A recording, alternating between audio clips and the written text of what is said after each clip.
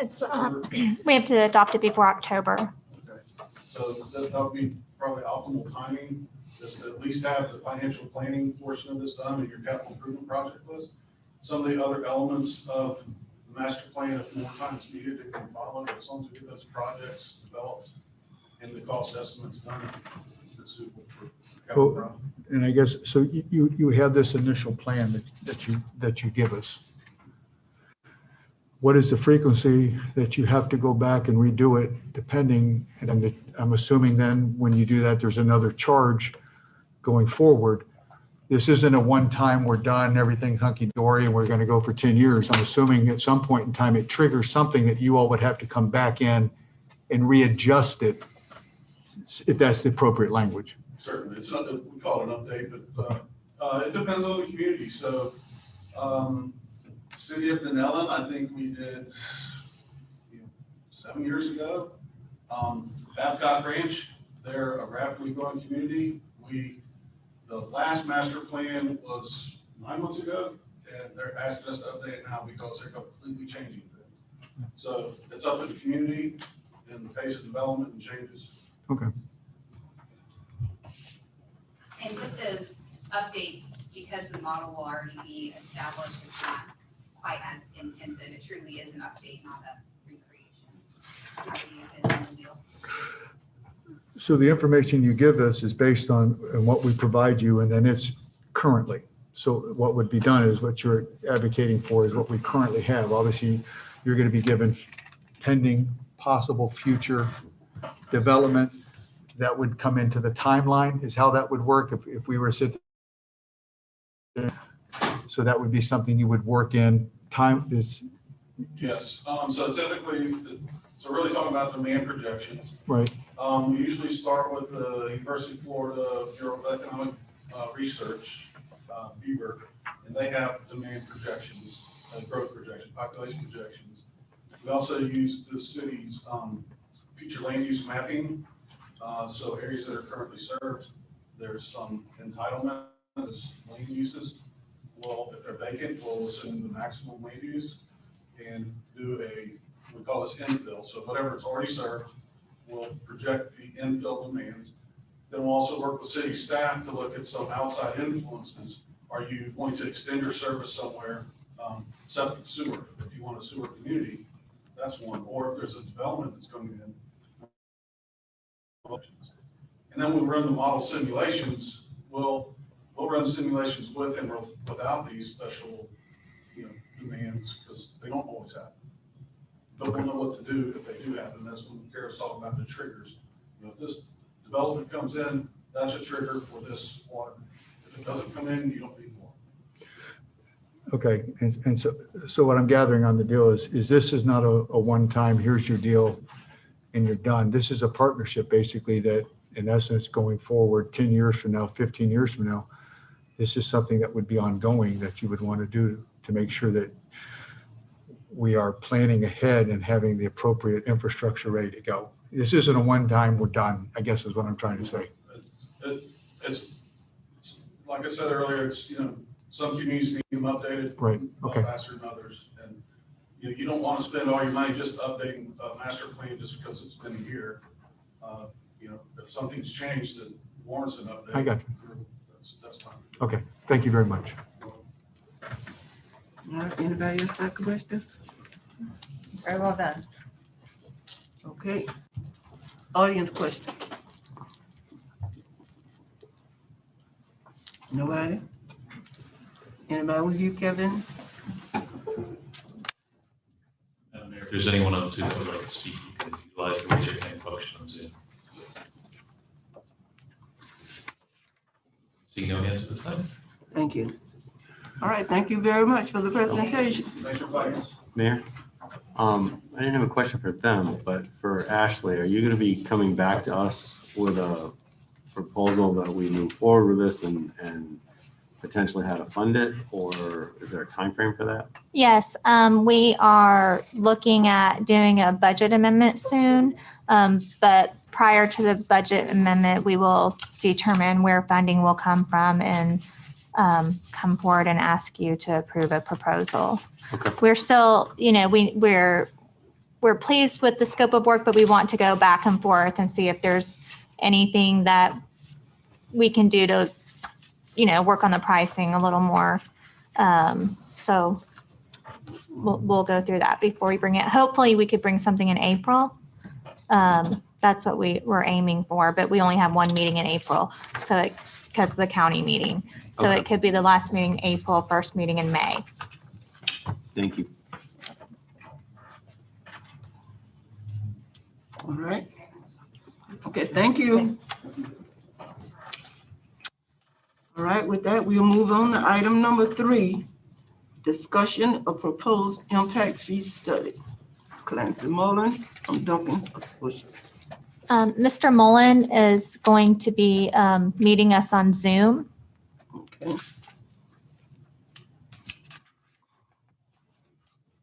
Brought onto the panel. Okay, are we ready to start? Yes, sir. yes, Okay, I wanted to be sure you could hear me too. Yeah, I'm Clancy Bowen with Duncan Associates. So we're here to talk about impact fees. I've prepared personally most of the firm's impact fee studies, or at least been the project manager. And I've been doing this for 30 years.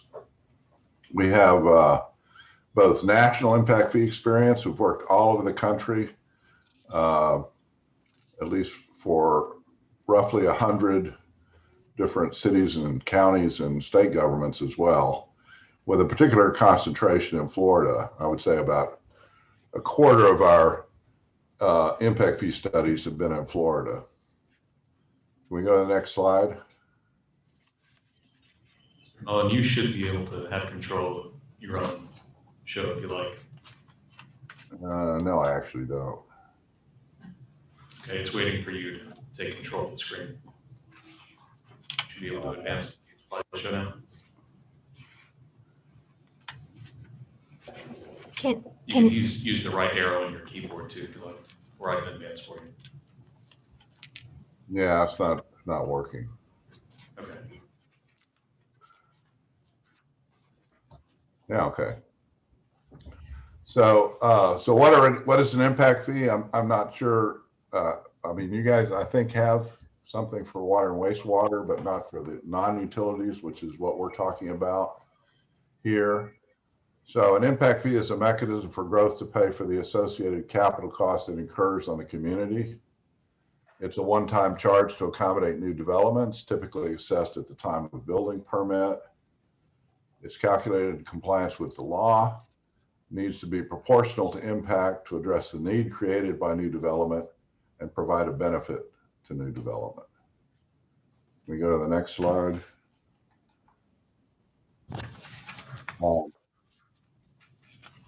So the first thing when your city manager brought this up to me, if we would be interested in putting together a proposal, the first question that crossed my mind is, well, what types of facilities are you interested in? And after discussions with Ashley, we worked out, basically, it seems that what would make the most sense would be to have transportation, parks, and general government.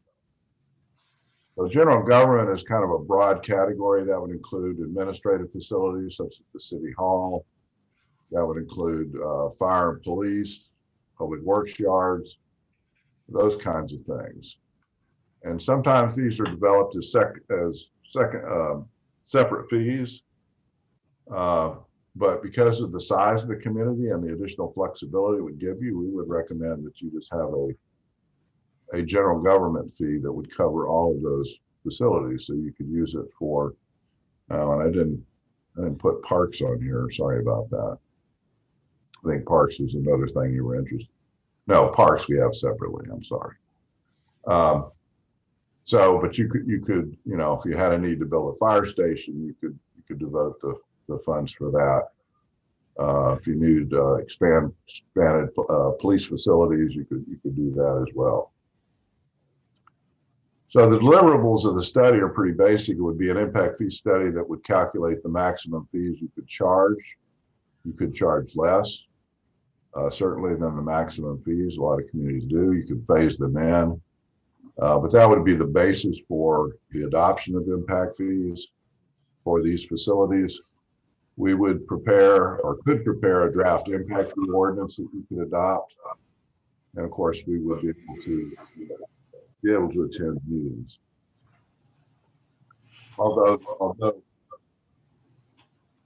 what we're showing you in terms of budget assumes those meetings are going to be remote. But we could provide in-person meetings, but it would be some additional cost to travel. Next slide. This slide covers the timeline and the budget.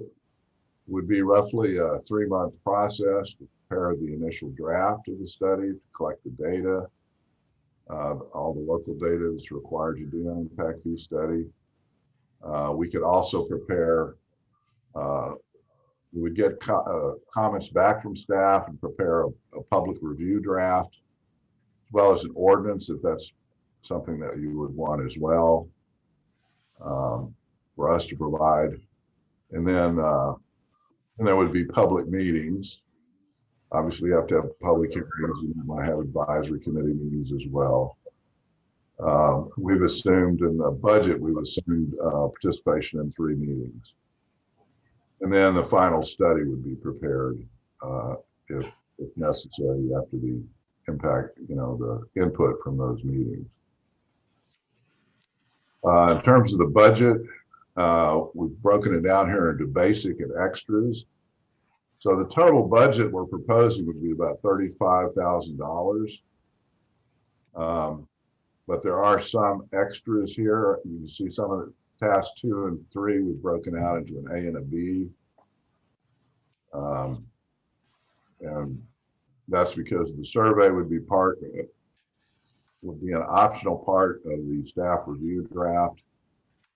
A lot of communities want to see what their neighbors are doing, what similarly situated cities are doing, or counties, and we can prepare that as part of the study, or staff could do the research and provide that so we could do it for less if we're not doing a survey. And also the draft ordinance, if you're comfortable, if your city attorney is comfortable drafting the ordinance, we could provide a model or some examples of other communities' ordinances, then that could reduce the fee also. So the bottom line would be a basic budget of about $30,000, just under $30,000. So that's a very brief presentation. I'd be happy to answer any questions.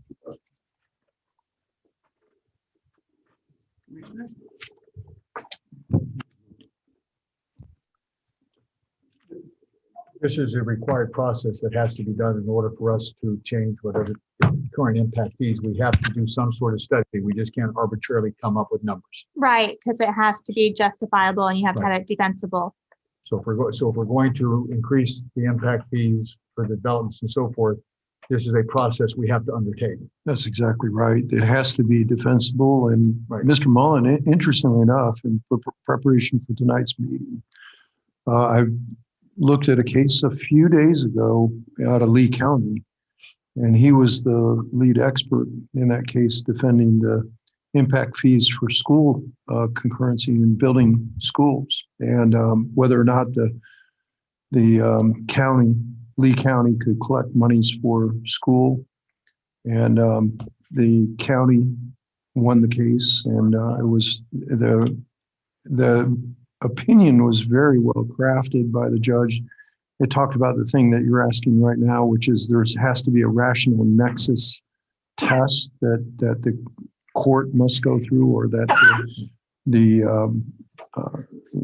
person, in this case, Mr. Mullen, was preparing the ordinance and had to go through all of that to generate the impact fee ordinance. And so all that is outlined, but that's exactly right.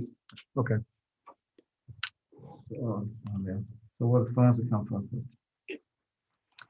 We are still working that one out before we come forward with the budget amendments, but we will identify that before we bring it to you. But more than likely, it will come out of the general fund, out of the different departments. And we're currently in meetings with them to discuss their needs for the remainder of the year and their additional needs and anything they can cut. So we're going through that right now. But since we don't have a first meeting in April, I want to go ahead and get this in front of you and not wait. So you could ask any questions because we want to have those funding sources identified for the second meeting in April or first meeting in May. But we actually do have the first meeting in April, so we're only a portion of it's going to be the county. Oh, I didn't know that. Okay, I've been the whole time I was planning everything for the second.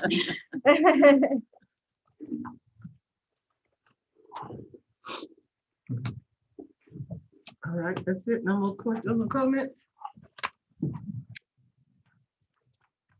Anybody know it?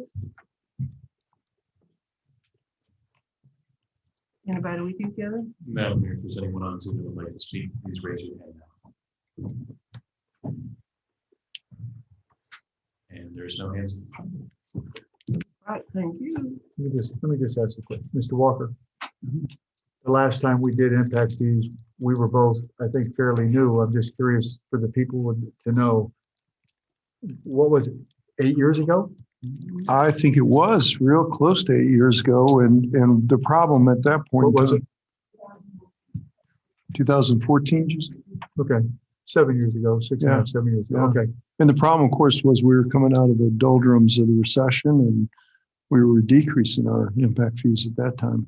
Well, that's what I'm saying. I think the timing of this is right because we were decreasing them because of that. And now with the developments coming in and so forth, obviously there's a shift in strategy and shift in what needs to be done. So this is something which needs to be addressed because it's the time's completely different in 7 years when we decreased it as to now with the explosion of so I appreciate me personally that we're doing and looking into this. Thank you, Mr. Walker. Absolutely. Thank you, Mayor.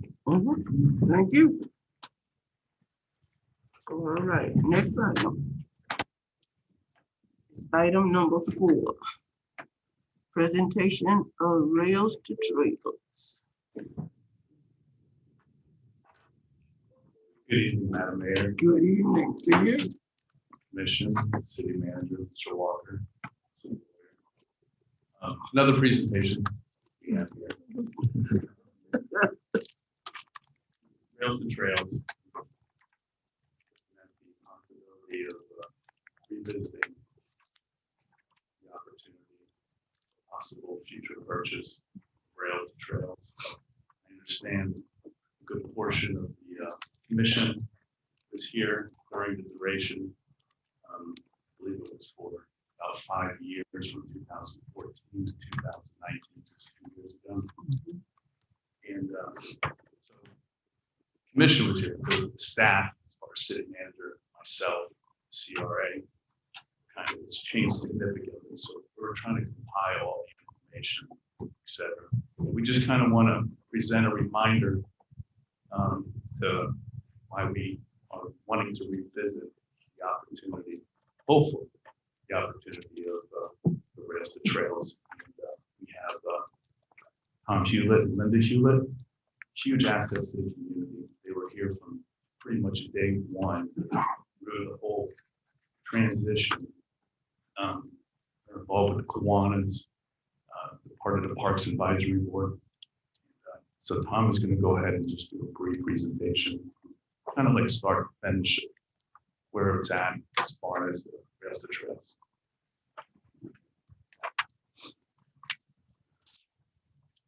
Oh, good evening. I'm Hewlett from High Springs, and also the High Springs Go Go Slave bicycle. The other reason to talk about this. There are several reasons why we need to build a rail trail from High Springs to here. Up here, yellow, doesn't show on that one.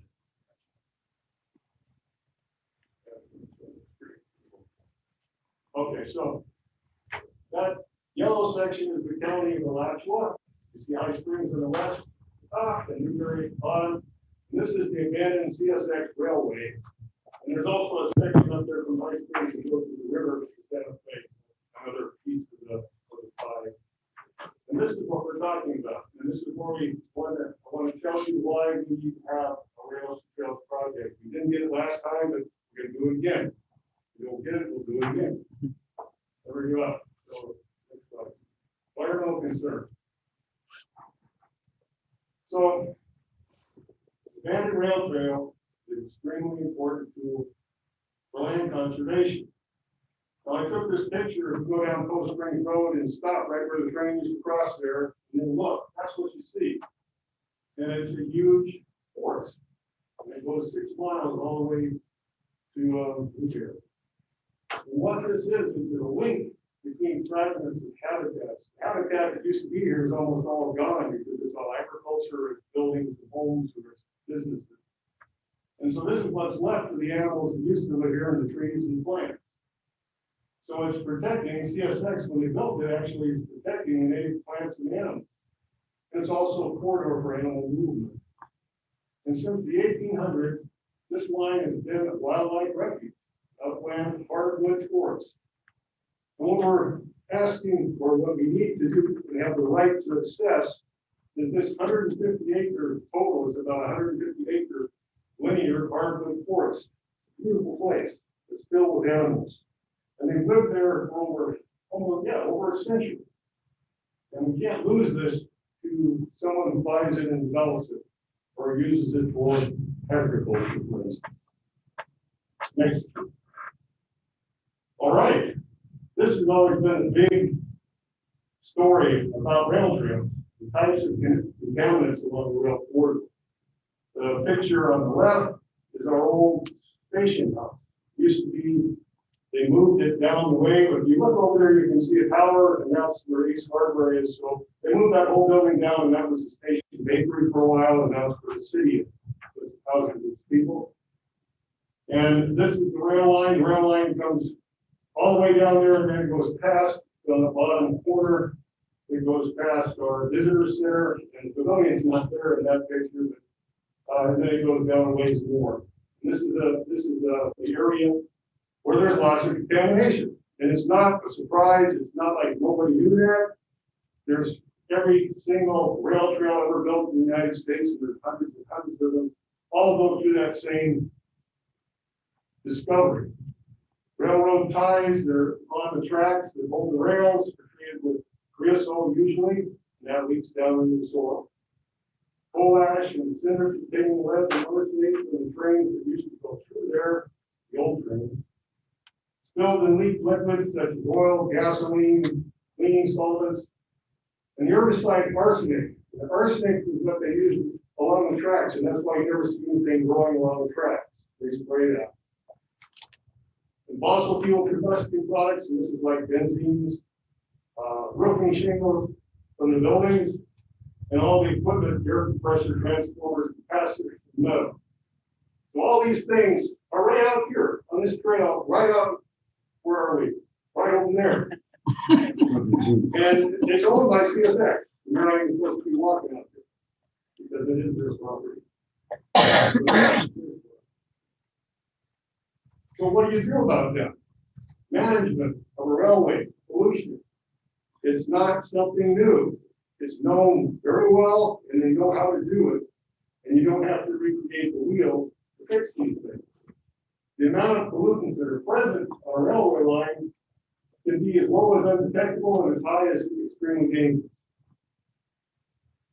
And it depends on the location you're talking about. So on a rail line, like where that train is on the track, usually they have the least amount of contaminants. And of course, the one it has is arsenic, and then some oils and other things that leak from the train.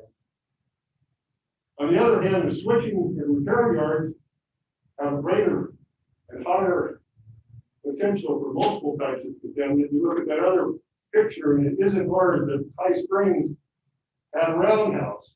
It had a turntable. You could shoot that train in any one of the rooms that you wanted, depending on what you're doing to the train.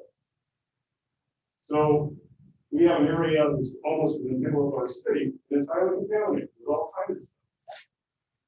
So what do? You don't give up. You cap it.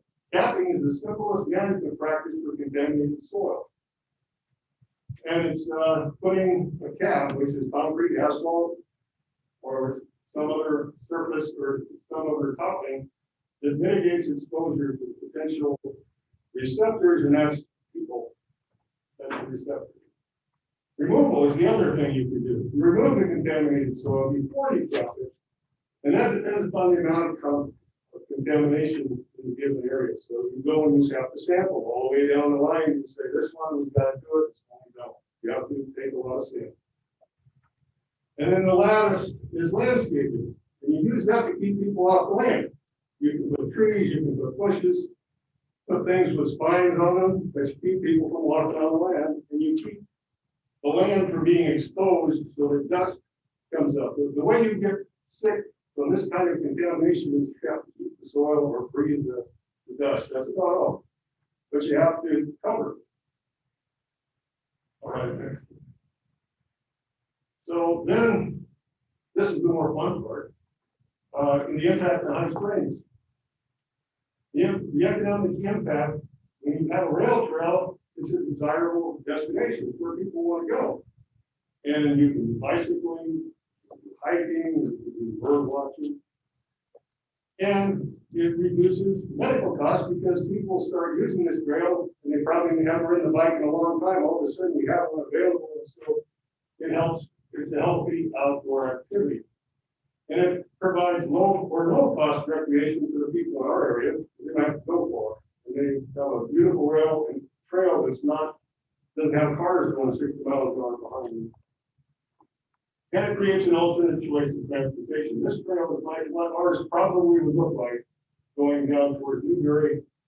And this is what it looks like when you really get going into Denellen or Dunedin. They have a rail trail going right through the town on the bottom.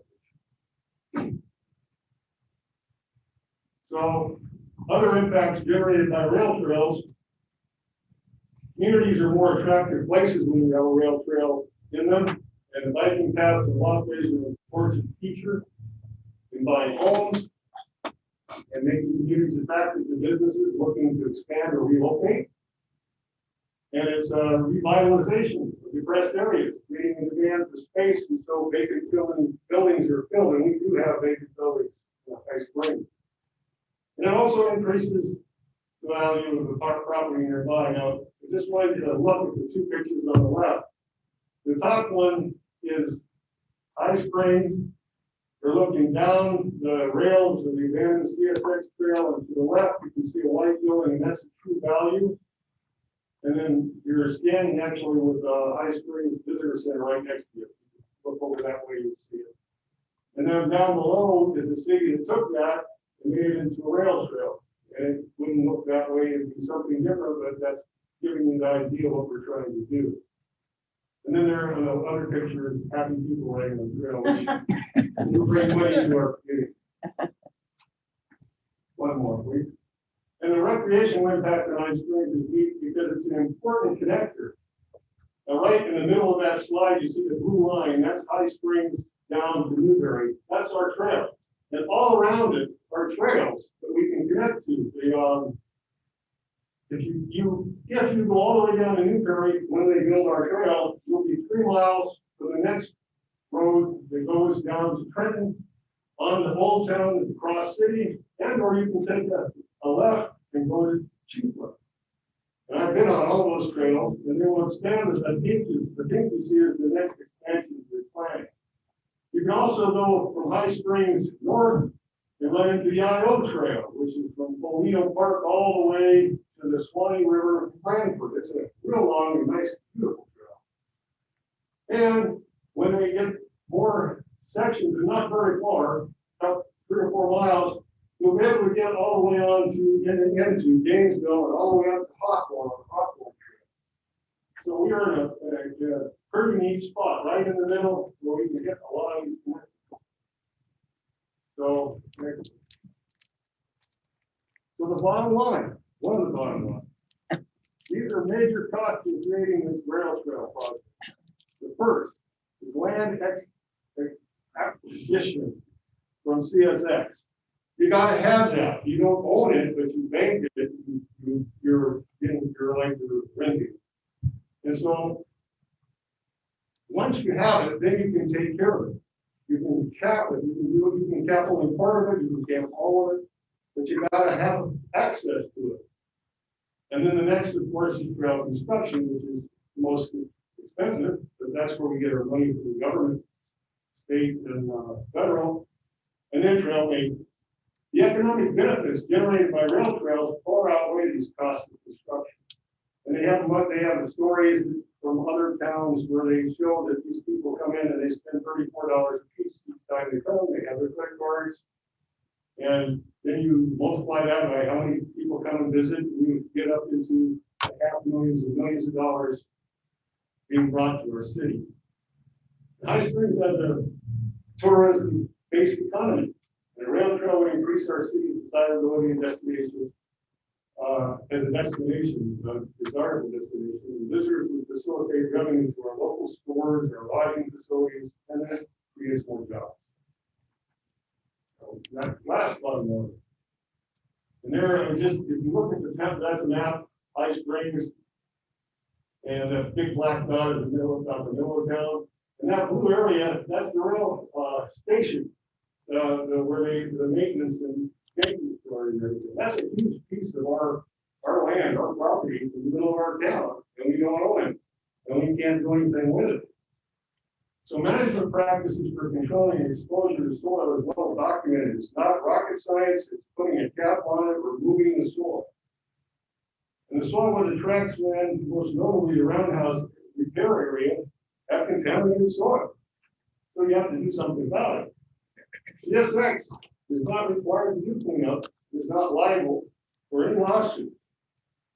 CSX requires that all train lines from High Springs requires that if you purchase it, you have to purchase the whole unit. You can't do pieces of it. So you got to take it all the way to Newberry, all the way to the Santa Fe River. Got to buy it all, no section. So the bottom line is we must purchase the right of way for this trail so that we can begin the process protecting our citizens from that contamination and creating a rail trail that benefits our tourism-based economy. And I thank you. I hope I was clear enough for you this time. Thank you. Any questions? Madam Mayor. Yes, go ahead. I believe, hello, Tom. I believe that they did this over in Gainesville at Depot Park, didn't they? Yes. That was contaminated. They bought it, didn't realize it, and they found out it was contaminated, and they put that layer over it. Yeah, the train yard. And it was just like our, I don't think it was a repair station, but it was a huge train yard. Yeah. Yeah. So if you've been there, that's what he's talking They've about. already done it. They Yeah. knew that there's contamination. They did all that, captain, all the way to hospital. Yeah. Yeah. Depot Park is a beautiful place too. Commissioner? Oh, we're not doing it. Oh, Tag team. so Tom, Oh, so, do CXX have any type of plan they plan to do with this? well, David can tell you that they're interested in letting us try again. To purchase. So now when you say purchase, so now when you say purchasing it, that just means just the trail, that not all the property that goes on with it, just the trail. The whole property. The whole So property. the trail is the property. That's right. No, so, okay, what I'm saying about the whole property, even the area back there where the go around tables, Correct. all that That is correct. goes all the way back up to whatever road over there. Yes, sir. You know, the objective here is, this is very complex. And we're revisiting something again that we feel strongly that is an asset to the city if it follows through. Unfortunately, what happened in the past didn't happen. We're wanting to revisit. We're going to be meeting with the county commission. And we're just, if you feel that this is something we should strongly continue to keep doing, have your blessing, as well as maybe perhaps something to discuss as well with the county. And we seem to have the actual staff willing and wanting, and just kind of getting a little direction as well. See if we can continue to keep moving forward. Are you looking for the purchase to be solely through High Springs, or are you looking to team with the county to somehow join? We've had some discussions with the county, yes, and several other, things that have to come about.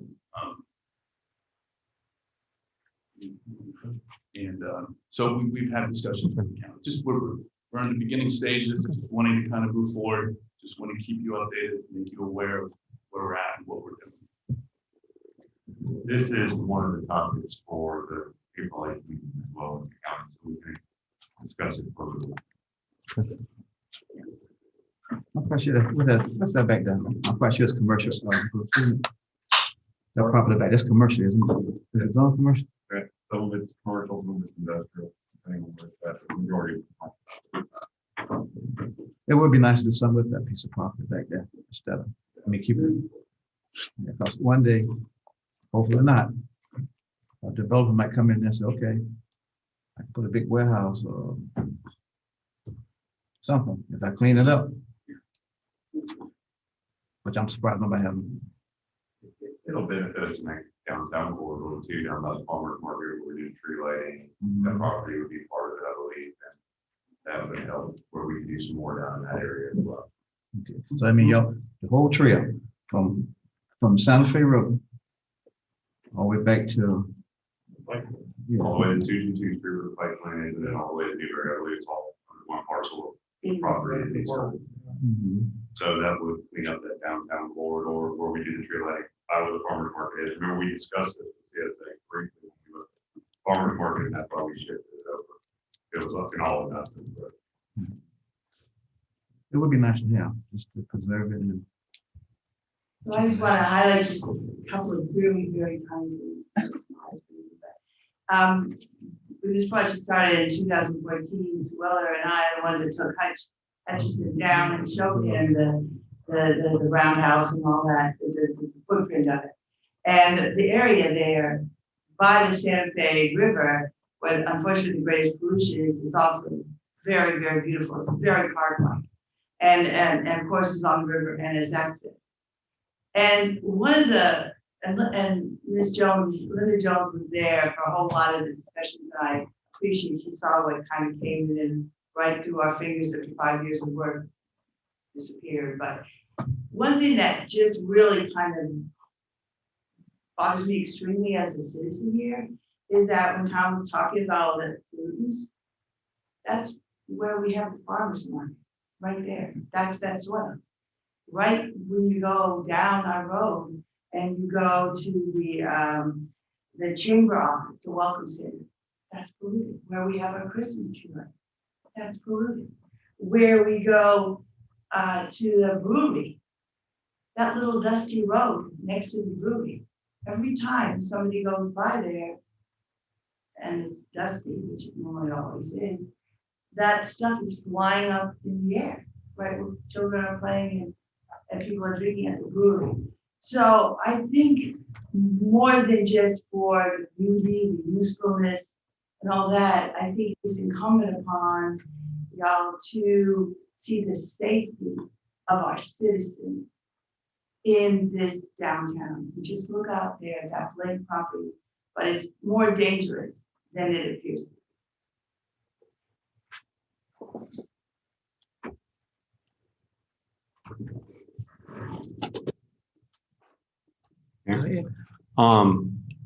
I'm definitely in favor of wanting to move forward with this and really, very strongly represent to the county that the city is behind this. I mean, we have a brownfield running through the middle of our city. We can't plant trees, we can't landscape, there are a lot of things we can't do, but we could turn that brownfield into an economic engine that doesn't require water and sewer, in terms of thousands of gallons.